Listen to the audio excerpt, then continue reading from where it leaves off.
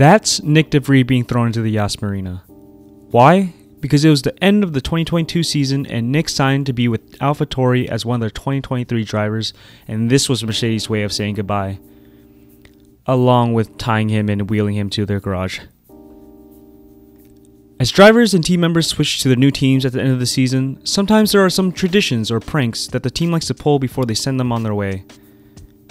And not just Formula 1, take it from MotoGP, where Christian Poplin was taped up and handcuffed by his team at Ducati and then delivered to the KTM garage, his new team for the next season.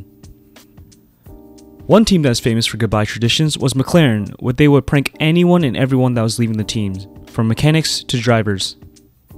This often included tying them up in front of the pit garage and tossing trash and other leftover food on top of them for the rest of the pit lane to see.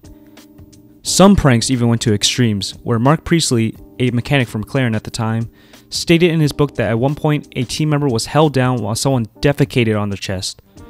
Is that too far? Probably. A much more sane prank from McLaren was to Kimi Raikkonen when he announced that he was moving to Ferrari the next season. Mark Priestley was telling Kimi all the time that he was going to get him, but Kimi refused to believe so. The team would use this blue dye in the water system so they could visually see when leaks appeared. It was powder based, and on contact with water it would change into a really vibrant blue.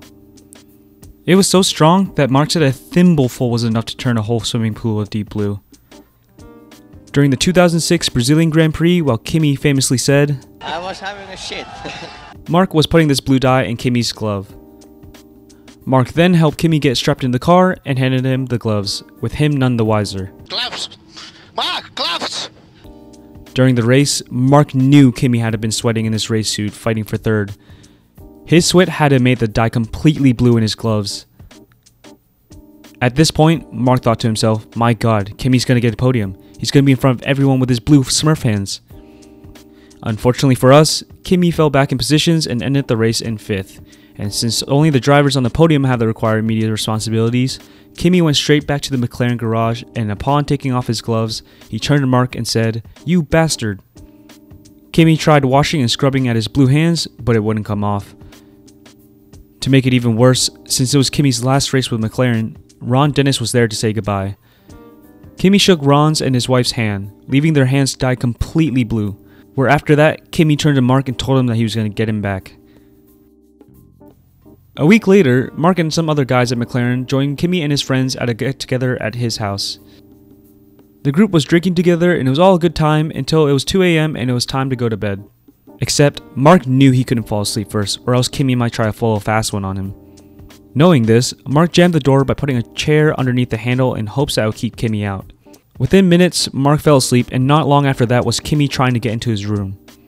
Eventually, Kimi just straight up busts down the door and smashes it into pieces to get in. His friends follow behind him and hold Mark down on the bed while Kimi shaves a reverse mohawk into Mark's hair, which was long at the time. Then, right after, Kimi cuts the cords to the clipper and throws it out the window of his house.